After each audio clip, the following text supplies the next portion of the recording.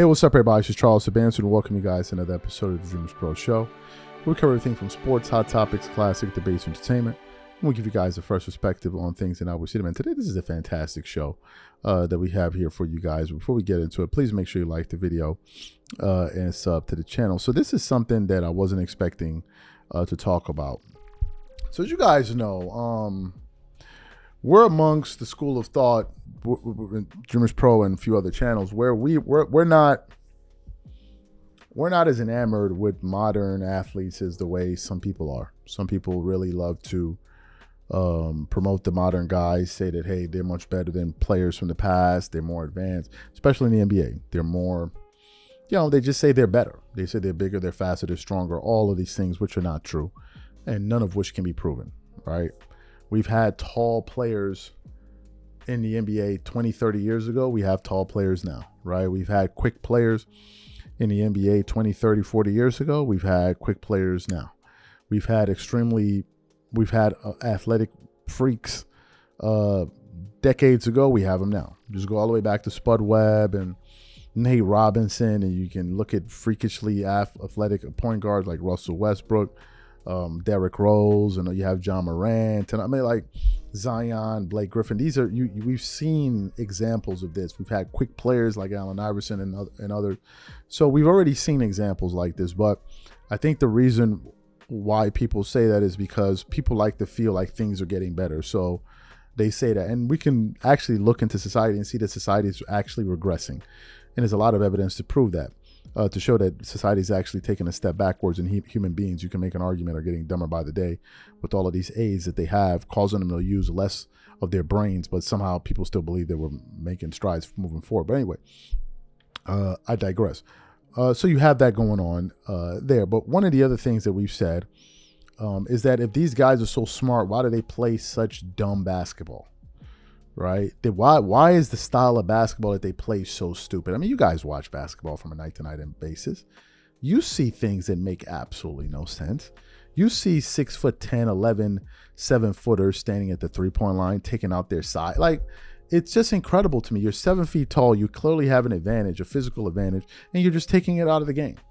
Right? You see you guys running a 2 or 3-on-1 fast break instead of running a 3-man weave. These guys are flaring out to the three-point line to take a lower percentage shot.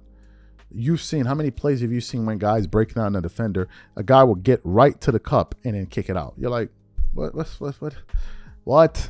Right? Guys play like robots. They're not thinking anymore, right? I think you're supposed to evaluate each play based on what the defense is giving you, but that's not the case here. Players just play like robots. Regardless of what the defense is giving you, regardless of what shot is there, they just keep running the same thing over and over and over. And one of the people that pointed this out a number of years ago was Kobe Bryant. And he basically called it accidental basketball. Now, if you want to know a sharp mind that can tell you to talk basketball, Kobe was one of them. So what we want to do is quickly play what Kobe had to say a few years ago about the modern era guys and their basketball IQs. Take a listen to that there. The thing about the triangle offense, which makes it so deadly, is that it gives you a structure. And within that structure, you have complete freedom. And so even though defensively you know what it is, the sequence that we're executing, we have counters to it. Counter to everything. And we all know them. It's hard to beat that. Yeah. Phil can start out and say, we're going to run center opposite. That's the sequence we're going to start with. But now if you deny the wing on that center opposite, that plays off. Now we have counters that come around that. Yeah. So like these players now play accidental basketball. And it drives me and Phil crazy because it's all penetrating pitch. You may make the shot, you may not. You have no idea who's going to be open or whatever. It's accidental basketball. We play basketball with purpose. If I got the ball, if Derek Fisher's on the wing, I'm at the top, I know by scouting reports that you guys like to deny the top. Yeah. All right, cool. Deny the top. I'll move up a little bit more, drag you out. Here comes Ori stepping in the hole. Catch it. Here I go back door. There's the drop. Off I go. So you heard what Kobe Bryant had to say. Well, it also looks like another big voice in NBA media, Gilbert Arenas, seems to have come to the same realization. And during a visit on a particular podcast that he was on, Gilbert Arenas said that basically NBA players today are dumb and they have low basketball IQs. So for those of you who didn't hear what Gil had to say, I want to play his comments for you now, and I'm going to come back and continue on the show. Take a listen to Gilbert Arenas here. What's the difference between the NBA you played in and the NBA now? Early 2000s, if you wasn't smart and understood basic basketball, no matter how gifted you were, you couldn't get on the court. Chris Webber, Vlade Divac, Asia, Mike Bibby, that is a smart, intelligent group. Yeah. Backdoor read, okay, he's pushing up, backdoor. He has a little limp, let's keep attacking that side, right? You had those type of people, like the Jason Kidds, the Kobe Bryant. You waste a foul, stop a break, and he'll look at you like, yeah, that was a dumb foul. Yeah, you need all 6 of those, and you just wasted one on that. Now you're thinking like, oh, I just wasted a foul on that, and I got to guard him. In today's game, make it simple. 5 out, pass and cut. You don't have to remember any plays. Let alone draw a play on this side, and then the coach is like, oh, the ball's on that side. Just flip it. Flip it. You would literally lose 85% of the players if you draw a play up, then just flip the play. Just say, hey, flip it. I would say some of the guys in the league, when you just said flip it and you didn't install it, it could be a tongue twister. Excellent. So you heard what Gilbert Arenas had to say. What are my thoughts? This was already obvious. This was already clear. So if you're watching basketball, you would be able to pick up on this rather quickly. So this is why many people like myself would sit back and look at people with a side eye trying to convince you that somehow these players are more advanced. Like there's no evidence for this, bro.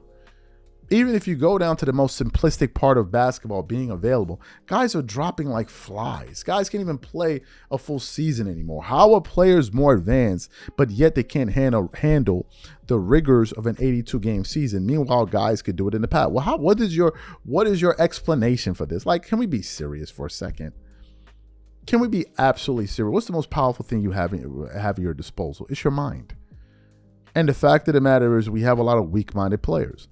When you tell a player to do less, their brain accepts less. When you force yourself to do more, your brain will come up with creative ways to make you push past your limits. But it's the total opposite. Guys are told to do more, do less, rest more. So what do you expect? How would an athlete then it's just so stupid on his face. But these guys still want to make an argument for. Like, what are we talking about here? Think about the Army for a second. Like, when you take what these athletes try to tell you is something that makes sense and you try to apply it to other parts in life, you realize just how stupid it is. Let's look at the Army for a second, the U.S. Army for a second. We all know that the most advanced soldiers that they have is a force that nobody even talks about, a unit that nobody talks about, Delta Force, right?